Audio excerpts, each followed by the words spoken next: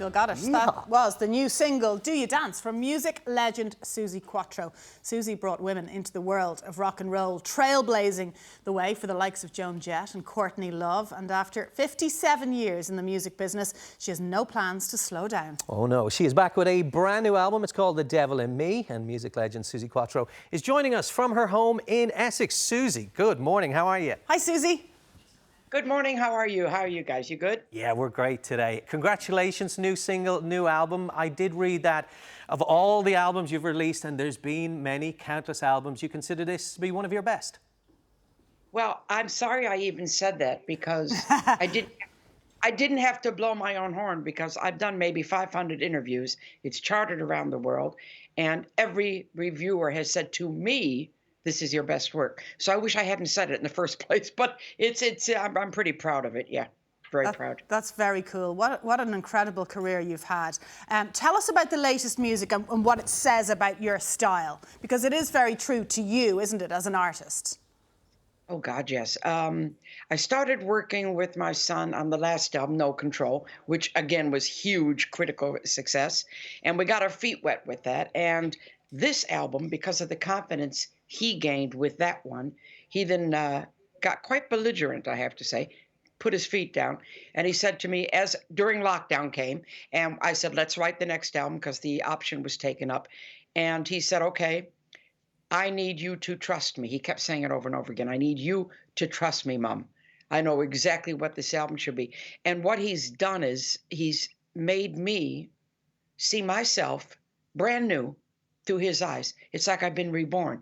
I gave birth to him. He's giving rebirth to me. Oh. Very strange. And I didn't know he was so talented. There he is, my little boy. Look at the size. So talented and so tall. God, where did he come from? I don't know.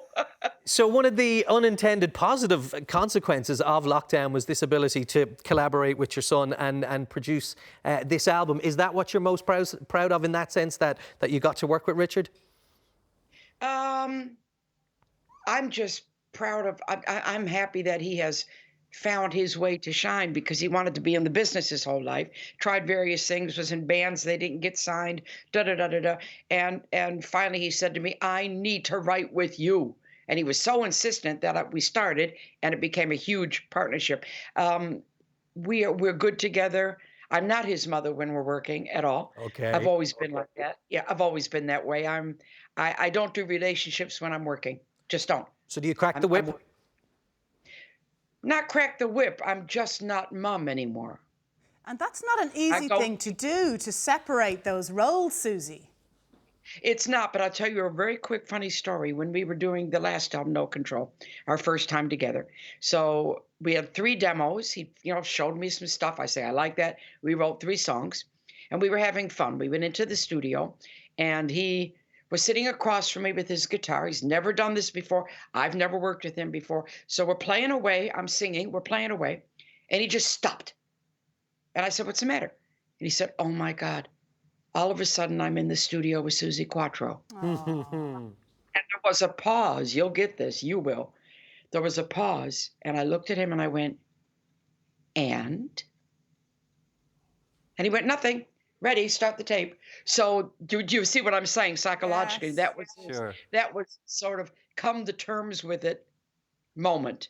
And he was either going to come to the table or he wasn't going to like it and we wouldn't be working together. But he stepped up to bat. Okay. So much so that we had more than one argument making this album because he was telling me, do we have time? Can I tell you a quick story? Yes, Sure. Absolutely. Okay. We were making the Christmas song, which everybody just went nuts over, My Heart and My Soul. I Need You Home for Christmas. That was the first release at Christmas time off this album. And I was putting my vocal down on the finished track. Strings were on, everything was on beautiful. I'm in the studio singing. You're naked when you're singing, you're vulnerable because you're hoping it sounds good, and you're never sure because people are in there listening, and you become real vulnerable. And my son stopped me in the middle of the song and he said, Mom, you're not doing it. So I got defensive. I said, really, I'm not doing it. I really got defensive. He said, well, you gave me goosebumps, before, and now you're not. And then I got embarrassed. So I said, what are you getting from me? And I started to get like that because then you were embarrassed. And all he did was he put on the demo of the song. Wow. And he played it in my, and I heard this voice that wasn't Suzi Quattro in the studio putting a vocal on the finished track. Do you see? The demo was just organic. I ran out there when I heard the track and I started to sing. So it was a voice I'd never used before. Then I went into professional mode. So as soon as I heard that, I said, God, boy, oh boy, you're right. So take the professional mode off, take a walk around the studio, go back into the frame of mind you were when you wrote those words, and then it came flying out. And when I looked in the studio, I glanced through the glass from the vocal booth, and he was going.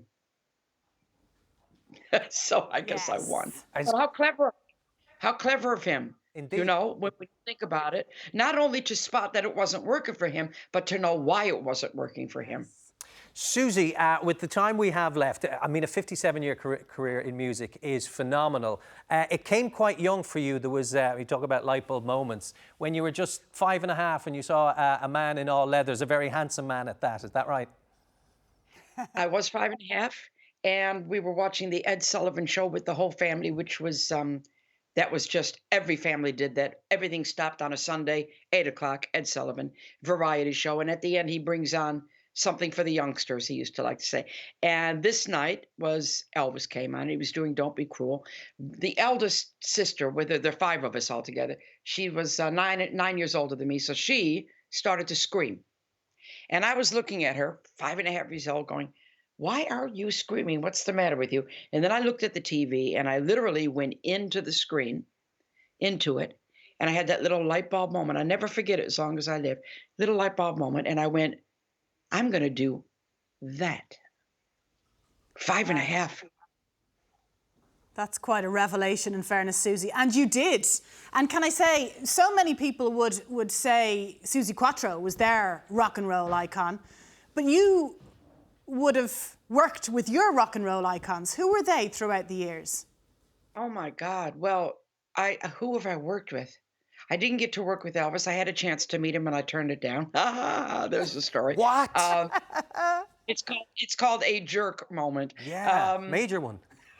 I played with everybody in the early days, but you know, once I started being successful, you don't think of people as your heroes. You think of them as your colleagues. Yes, so which is very cool in itself. And it's all got that's, you must, if you haven't watched it. That's sat at the top of the Amazon charts. Came out the end of 2019. My documentary, and it is, you must watch it because. Were you happy with it, Suzi? Oh my gosh, you got some in there. There you are. Yes. Oh, look at me. Oh my God. There are some cool shots. Oh my God Almighty! How did I love that. How did you feel when you see your life encapsulated on film, Suzi? It makes you cry. Wow. I was I snuck into the theater. Oh, there's Joan. She sent me a big gold record the other day. I didn't have an agenda. I have to say that. I didn't go into it thinking I'm going to show you what a girl can do. I was just being me. There was no guarantee that what I was doing was going to be successful. But I snuck into the theater on my first premiere for the documentary, and I wanted to see it with an audience. So I stood at the side. A couple people saw me, and I was in tears the entire time, just in tears. It just affected me.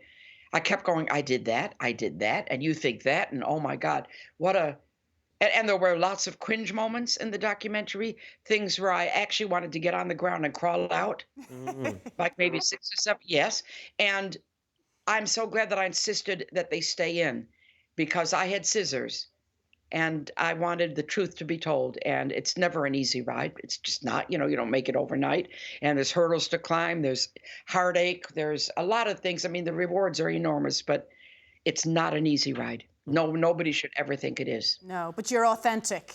And that's what's so true about you. Suzi, we have details of the new album. It's been a pleasure to talk to you, and congratulations on what is an incredible career. And the ride continues. Thank you so much. Thank you very much. Pleasure. Thanks, Suzi. Thank you, Suzi. Stay safe. Now, Suzi Quattro's brand new album, The Devil in Me, is now available on all digital platforms. And it is superb. Right, after the break, summer's almost here, so we're getting stuck into some summery rosé wines. Don't go anywhere. We're certainly not.